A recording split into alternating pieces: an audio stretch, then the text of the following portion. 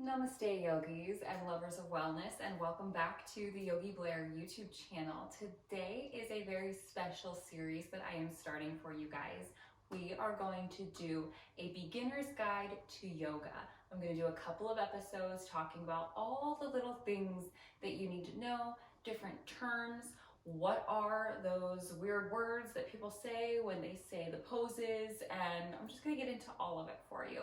But before we get into that, if you're new here, I want to say hello. My name is Vanessa Blair Ferris. I'm a certified registered yoga instructor with a passion for sharing yoga and wellness with anybody that needs it, but especially those healing from trauma, dealing with PTSD, anxiety, depression, all of those things. It's my passion to show people the healing power of yoga. So if you are interested in that, stick around. You can find me at yogi.blair on Instagram and TikTok. Tag me there. Use my hashtag #VibeWithYogiBlair. If you're doing one of my videos and you post it, you can find me on Facebook, Vanessa Blair Ferris. My email is always linked below, and that is just a place for you to send requests, questions, anything like that. I'm happy to answer all of those for you as soon as I can.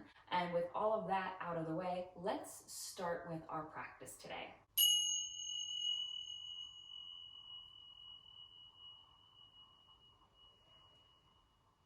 So as we get into our Yoga 101 series, so to speak, or a beginner's guide to yoga, we're going to go over all the little questions that you might have. First, you might be wondering what these are and why do I use them as the intro to every video of mine. These are Tingshi chimes, and it's just a method of space clearing, energy clearing that you can use. Sound frequencies travel through the air and are said to break up energy. You can use energy clearing sprays. Certain aromas are said to do similar things. Burning sage is another thing that people use a lot to clear energy, to purify the air, that sort of thing. You can burn incense. There's a lot of things that we do in a yoga classroom, and you might be wondering, why does it smell so funny in here? There's actually a purpose behind it, and that is the purpose. Before we get started, let's talk about the basics of what you need to do yoga. Maybe you've stumbled across my videos while we're in this whole quarantine situation and you're thinking to yourself, when you're allowed back out into the world, maybe you want to get a yoga membership. What are the options? What should I get beforehand? What do I need? And there are a few things that we'll go over today. The first thing that I would suggest is getting yourself a mat. If you're serious about your yoga practice, it's fine to start off with any mat.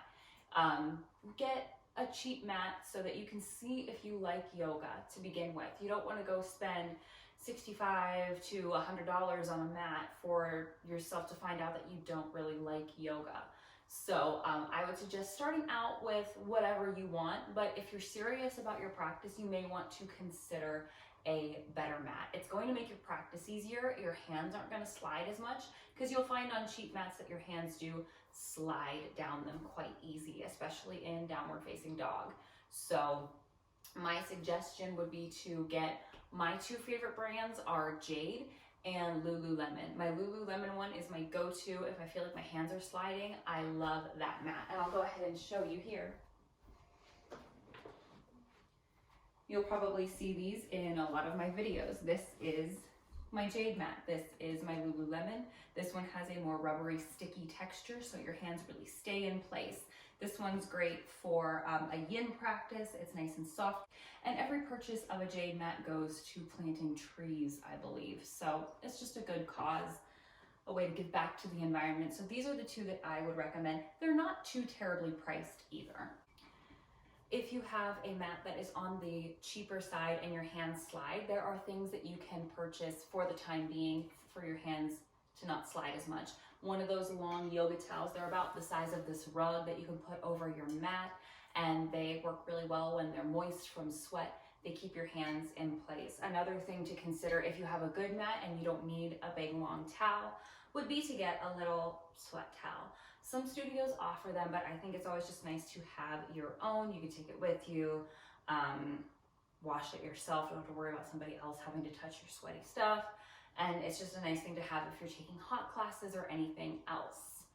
Making sure that you have a nice reusable water receptacle. A lot of people in the yoga community try to stay away from one-use plastic. And if that's your thing, nobody's gonna judge you, it's okay. But I would just recommend getting something that's gonna keep your water cold too. A Yeti's really nice because your ice will stay icy in a very hot class.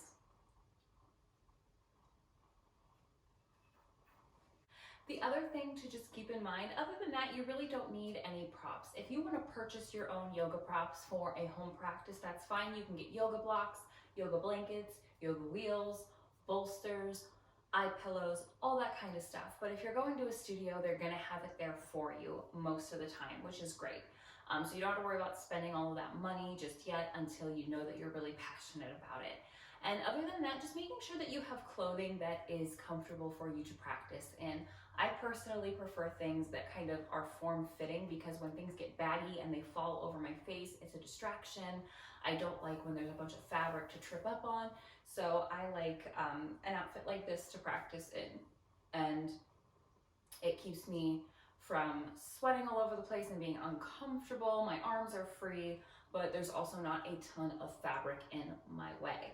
I personally love Fabletics. Everything that I'm wearing here is Fabletics, and I always leave my link below for the 2 for $24 yoga pant deal. If you want to check those out, Fabletics usually retail for anywhere from $65 to $80 for one pair of yoga pants.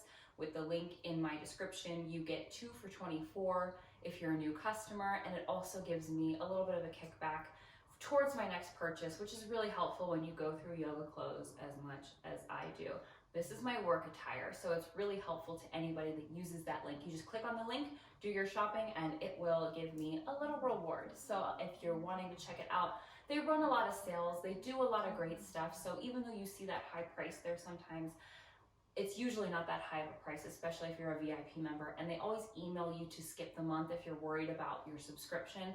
They do let you know, hey, make a purchase or skip so that you don't get charged that fee. And that's pretty much all you need to know about what you need to start doing yoga. Another thing, anybody that has long hair, I just recommend getting any sort of hair tie that is comfortable to you, that's good for your hair. I love teleties.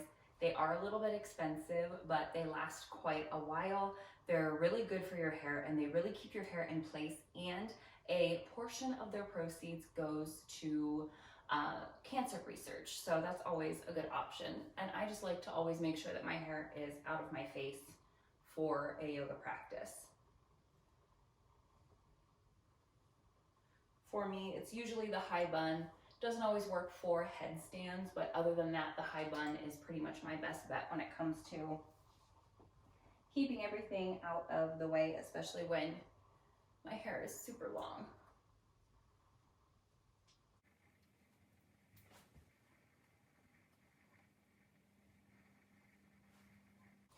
So now we have all of our gear. You might want to get a strap or a bag for your things, and you're ready to go to your yoga classes. Now, what you want to keep in mind about yoga classes, maybe the structure or the different terms for yoga classes. You have your restorative yin and your yin classes, which are going to be great for beginners. Restorative yin is an amazing practice for anybody. It's a great recovery. It is very relaxing, very restorative. It helps your body to feel restored. So if you're feeling depleted, that's a great place to start. Restorative yin and yin help to stretch the deep tissues of the body. So if you feel like you can't even do a flow class to start with because you're so tense, start there. Yin and restorative yin, we're gonna hold postures for 3 to 5, even 10 minutes in restorative. Yin poses are forward folding poses where we're stretching the deep tissues of the body. The longer we hold them, the more we're going to work. Seated forward folds, all of this kinds of stuff, butterfly, all these kinds of things. Restorative yin uses props like bolsters underneath you, like pillows, blocks, blankets, things to make it really cozy and really relaxing. I always say that restorative yin is very similar to a spa treatment. It feels really luxurious to me. Candles are usually lit. It's just a really cozy, soothing experience. So that's a great place to start. There's really no flowing sequence. There's really no standing in a yin or restorative yin. So that might be your first class to try if you want to try just a very nice, easy thing to kind of ease your way into it. Just about every yoga class starts by centering. And on my channel, you'll see here that I have some centering and limbering videos separate. And you can see kind of what centering is in and of itself and what limbering is in and of itself. We center at the beginning of a practice, and I talk about it in some of my videos. And we do that because yoga is not just like getting on a treadmill and going for a jog. It's coming into a space, coming into an awareness of your body and your mind and your breath and letting go of everything else. It's almost as if you're carrying your emotions and your responsibilities and everything else all day. Centering gives you a moment to take that stuff off, set it down, do your practice, pick it up when you feel ready to pick it up again. So that's what centering does. You pick a pose, you stay in that pose for about 5 minutes and just listen to what the teacher has to say. Then you move on to limbering. Limbering is where we start to just do some gentle stretching, reaching the arms up, bringing them back down, or reaching them up, bringing them back down, taking a gentle twist one way, taking a gentle twist the other way, doing our cat-cows. This allows the body to gently wake up so that we can warm up without hurting ourselves. And we do about 5 minutes of limbering. So you have 5 minutes of centering, give or take, more or less, 5 minutes of limbering, give or take, more or less, and then we do our warm-up, which in yoga is sun salutations. Sun salutations build heat. You'll notice after you limber and you find your forward fold or your down dog or wherever you get started and you start to feel like you're picking up the pace of the class, that's where you're probably going to start to do some sun salutations. And then there's sun salutation A, B, and C. You can find the video to those on my channel. And those just help to warm up the body, stretch everything out. Then depending on your class, whether it's a slow flow, gentle, vinyasa, vin yin, you're going to start to do a little bit of a standing sequence that the teacher has planned out. It's going to be creative. It's going to be different. It's usually different from teacher to teacher, week to week. It's fun. It's dancey. You do one side, you do a little bit. You do the other side, you do a little bit. And you go back and forth. And you do that depending on the class. If it's a vin yin or vinyasa yin, about halfway through the class, you're going to come down to the floor and do some yin, or you might put your yin intermingled throughout your flow. If it's slow flow or vinyasa or power yoga, you're going to do some flowing and everything up until about 40 minutes into class. And then you're going to come down to the mat. You're going to do some seated stretches to work on flexibility, to stretch it out if you've been building strength or anything else. It helps to stretch out the body so that you're not sore. And then the last 10 minutes of class are reserved for meditation or shavasana. Shavasana, we lay on our back, we lay long, legs out, arms at our sides, we close our eyes. And this is a time for you to practice meditation, letting go of everything, letting go of thoughts. If you're curious about meditation, I have videos on meditation in the playlist on my channel. And the teachers, depending on your teacher, they might come around, they might do a temple massage, or they might give you some essential oil or something for aromatherapy. It just depends on the instructor. And that's pretty much a yoga class. So now with that being said, let's talk about some of the terminology that you might hear in a yoga class. You heard centering, you heard limbering, you heard vinyasa or flow, shavasana, the end of your practice. Those are all terms that you're going to hear. You also might hear some Sanskrit in your classes. Sanskrit is just the Sanskrit name of the pose. So if you hear somebody say triangle pose and then they say Trikonasana, that means triangle pose in Sanskrit. So you might learn a bit of a different language while you're in a yoga class too.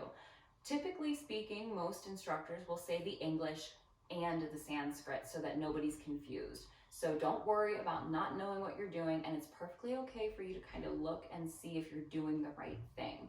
We normally say, keep your eyes on your own mat, but for a beginner, we certainly don't mind if you're checking to make sure that you're doing the right thing. That's more for people that are experienced, that can kind of bring their attention inward. So With all that being said, let's talk about some basic yoga poses. We're not going to do a flow today. We're not going to do anything too crazy. Next week, we'll get into centering, limbering. We'll do a flow. We'll do everything like normal. Today, we're just going to go over some basic poses. Let's start with child's pose, and I'll give you the Sanskrit of all of these. So I'm not using my mat right now because we're not doing anything crazy, but feel free to get out your mat if you want it. In child's pose, or balasana with a B, we bring our big toes to touch. The knees can come out towards the outer edges of your mat, or the knees can be together. If you bring your knees out, you're going to feel a deep hip stretch. If you bring your knees together, you're going to round through the low spine and you're going to get more of a stretch there. So it just depends on what you want. From here, we start to fold forward. Try to keep your hips towards your heels. If they lift up a little bit, it's okay. The more you stretch, the easier it will be. Traditional child's pose, the hands come out, the forearms lift, we bring the forehead down. Now we can also, this is an active child's pose. We can find a passive child's pose. You can bring your hands behind your back. Different variations. You can bring your elbows down and bring your arms up overhead. There are a lot of different versions, and your teacher can cue different options for you as well.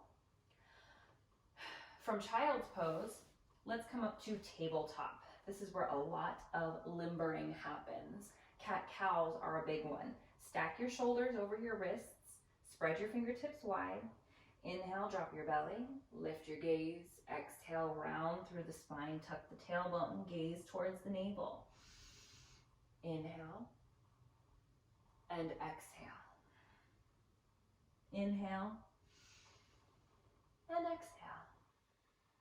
Those are cat-cows. Those feel really good to warm up before your sun salutations.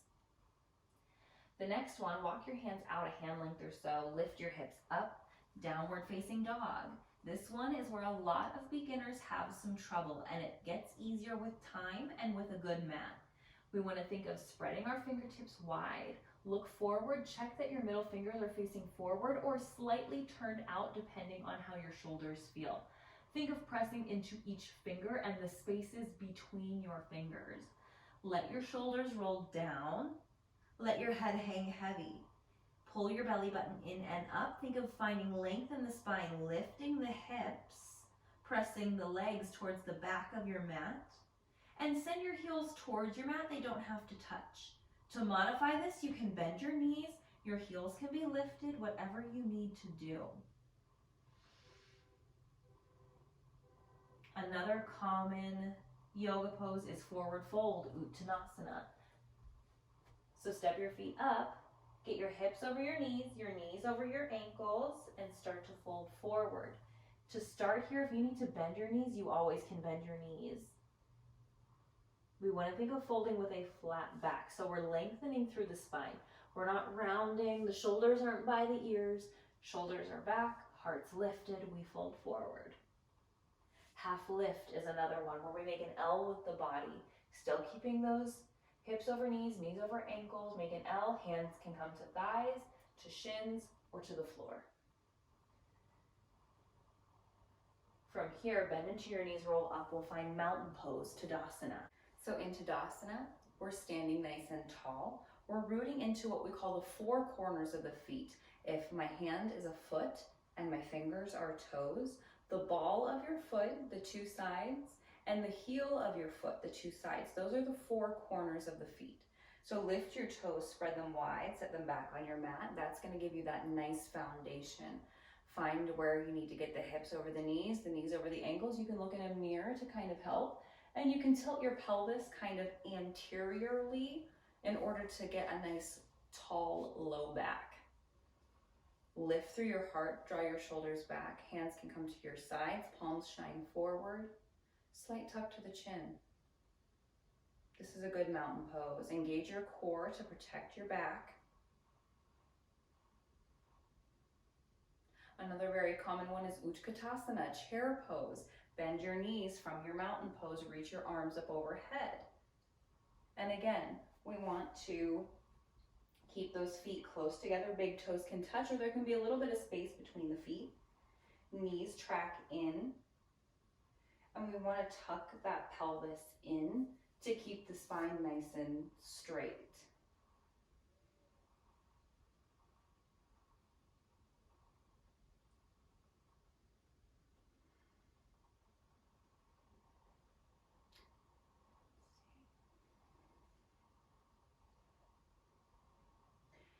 Now we'll find some warrior poses. Warrior poses are also some of our most common poses. So go ahead and straighten your legs, ground into your right foot, kick your left leg straight back, come up onto your toes, lift your heel, think of pressing your heel straight up so that your hip bones are both still shining towards the floor. This is warrior 3. Bend into your front knee, take your right foot and step it back, thinking of drawing a straight line from your heel to your other heel. Your back foot's at 45 degrees, so your toes are going to point to the front corner of your mat. Your hips are again going to turn towards the front as well. You're going to bend into that front knee. You're going to reach the arms up. This is warrior 1 or Virabhadrasana 1. And then we have warrior 2. Warrior 2, we're at 90 degrees. Warrior 2, we're at 90 degrees with that back foot. So now we draw a straight line from the arch to the heel. We have heel to arch alignment. We bend into that front knee, getting that knee over the ankle. Arms come out to a T, and we look over our front middle finger. Warrior 2. Triangle pose, Trikonasana. We straighten the front leg. We reach forward. Stack the shoulders. Your hand might be more comfortable resting on your thigh, your shin, your ankle. It just depends. We want to keep everything open, be on the same plane. Inhale to come up.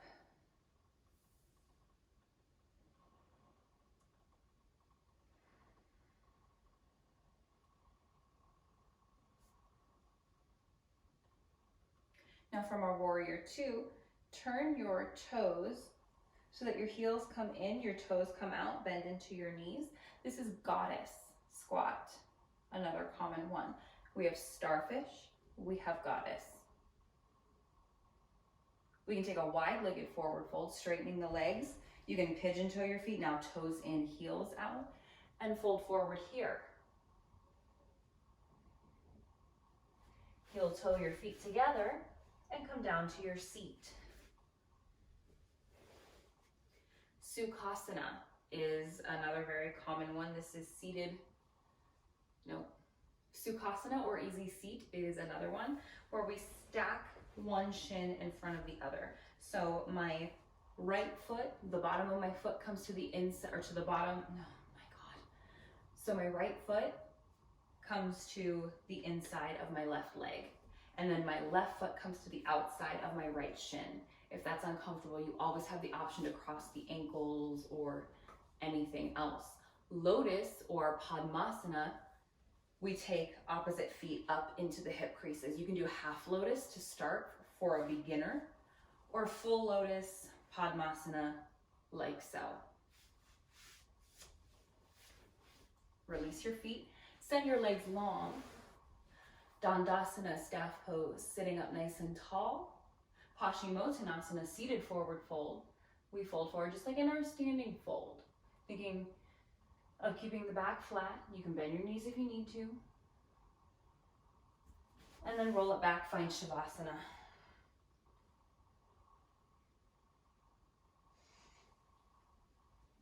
I hope that helped kind of ease some of the tension of learning the first steps of doing yoga. You've learned some very basic yoga poses. You've learned everything that you need, and you've learned the structure of a yoga class. So that should really help to ease your mind when going into that new environment. Next week, we'll start to learn the basics and sequencing of how we do flows, how we go about everything else, and I will link some other helpful videos below. So I hope you guys enjoyed, and I hope you all live happy, live free, live well. Namaste.